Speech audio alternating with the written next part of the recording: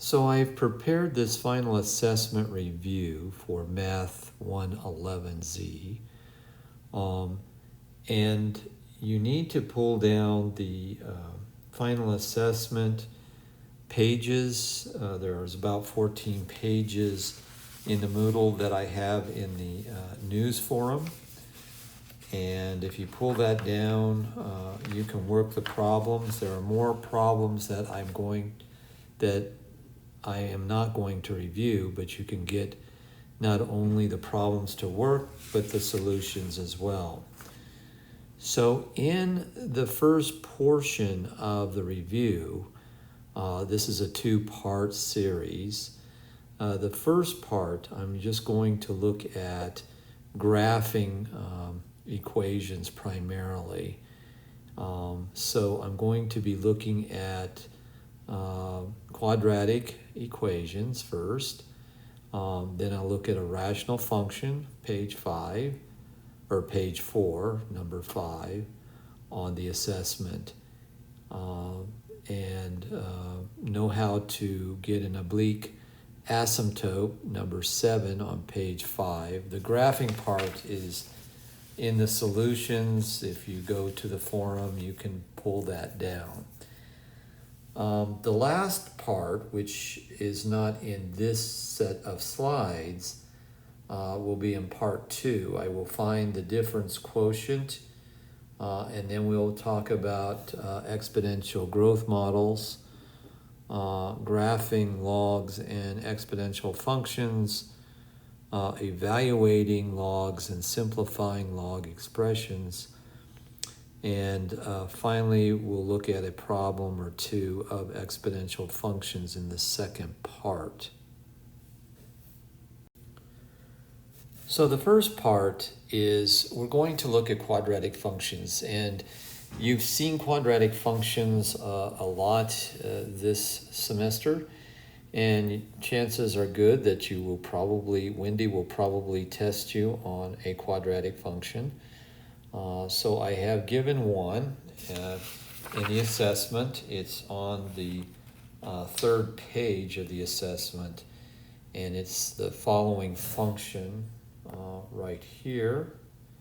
F of x is equal to 2x squared minus 8x minus 3. So the first step in order to graph, we want to find all these different parts of the function: the vertex, the y-intercept, the x-intercept, the domain, and range. So the first step is to put the function into vertex form, which is looking like this, where hk is the vertex at the point. And so we go through that process. The first step, of course, is taking the 2 out, and we get an x squared minus 4x minus 3. So we deal with the x's first. Then we complete the square inside the parentheses. We add a 4 inside the parentheses so that we can have a perfect square. But by doing that, we have to multiply the 2 times 4. We have to subtract that out. So we subtract an 8. And then we see we have the perfect square minus 11. And so the vertex turns out to be 2 minus 11. To find the y-intercept, we let x equal 0, and we see that, in fact, the y-intercept is at 0 minus 3. To find the x-intercept, I did a little trick here.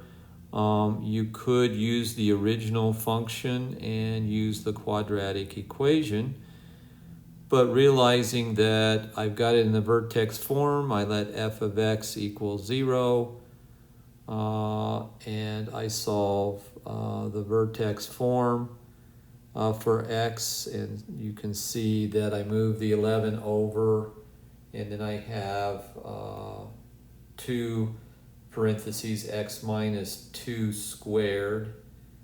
Then I divide both sides by 2. I get 11 over 2 is equal to x minus 2 squared. I take the square root of both sides. I get a plus or minus the square root of 11 over 2 is equal to x minus 2. And when I bring the 2 over, I have a square root of 2 on the bottom, but I multiply the top and the bottom by the square root of 2. So then I have 4 plus or minus the square root of 22 over 2. And so these are my intercepts, and you will see that in my notes. The solution set for the exam assessment. Now I'm going to graph the quadratic function. This is a continuation. This problem seems to go on forever, but it doesn't actually. I know where the vertex is, which is right here. I know where the y-intercept is, and from my axis of symmetry, I can find another point here, and I can draw my graph. So once I have 3 points, I can draw the graph of the function. I notice that once I see the graph, I can see the domain and the range very clearly. So the domain is all real numbers, and there's the interval form, negative infinity to infinity, and the range starts out at where the y is at a minimum value, and at this point it's at a negative 11, and it increases to infinity. Okay. The next function I'm going to look at is a rational function, and I picked this one because I know you can factor it, but you have to be careful here because you have to look at the original domain to know how this function is really graphed. So there's the function, and this is on page 4 of the assessment, and you can follow on with it using the assessment. So I have h of x is equal to x plus 1 divided by x squared minus 1. It's not 2 actually. And I can factor that, right? It's the difference of squares on the bottom. I notice the x plus 1's factor out, and I'm left with 1 over x minus 1. Here we have to be careful of the domain, because even though I will know that I can't have 1, because I'd have 0 in this case, in this situation, I can't have a negative 1 either. So when we graph it, we have to realize that portion of the domain in the problem. So here we're graphing 1 over x from the original function x plus 1 over x squared minus 1. You will notice that the domain is here. It's negative infinity to 1, union negative 1, 1, union 1 to infinity, right?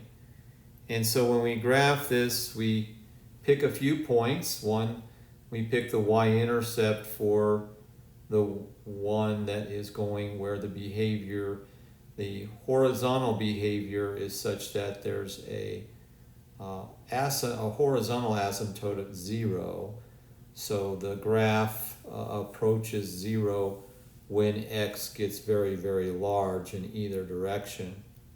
And that's my behavior function. And I know where my vertical asymptote is. It's at x is equal to 1. And that seems rather obvious, so I put in a little dotted red line.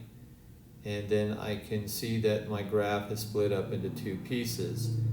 The first quadrant, I see that the graph, as it approaches the x equals 1, it goes to infinity. As x becomes larger and larger, it gets closer and closer to 0. And there's a point here at 1, 1. On the other side of the first quadrant, we have the function moving in the negative infinity direction. We did put in the y-intercept, and we found the whole at -1, right? Because the function cannot equal -1, so we put that in. So that is how we're graphing rational functions. There are more examples in the assessment that you should work.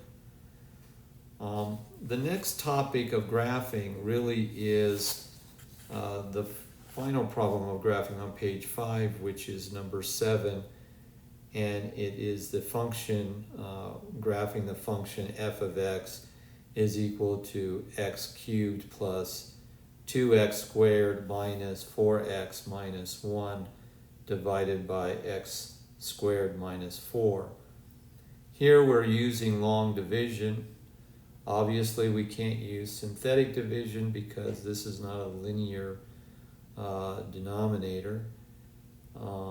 So we want to find the oblique asymptote in order to sketch the graph. You can see the graph in my solution set for the assessment on paper when you go to the forum. So now the question is how do you do the long division? Well, you notice you have an x squared here and you have a -4. The first, we're trying to get rid of the first term, so we'll put an x here. We get an x cubed, and then a -4 times x is a -4 here, x. Now we subtract, and we end up with 2x squared minus 1. And now we automatically see that this is going to be a +2. And so this is going to be 2x squared minus 8. And of course, this is a minus and this is a plus, and it ends up with a 7 as a remainder. Here is my oblique asymptote. That's going to show up as a dotted line through, it has a positive slope, and it's going through the y-intercept at 0, 2. And so that is just, the slope is 1, and so you're going to draw that line through, and then you have, of course, the vertical asymptotes at 2 and -2 on your graph, and you're going to use those asymptotes to sketch the graph, and you can see that in my solution set for the final assessment. So this is part 1, and we will stop here and we will continue on with part 2.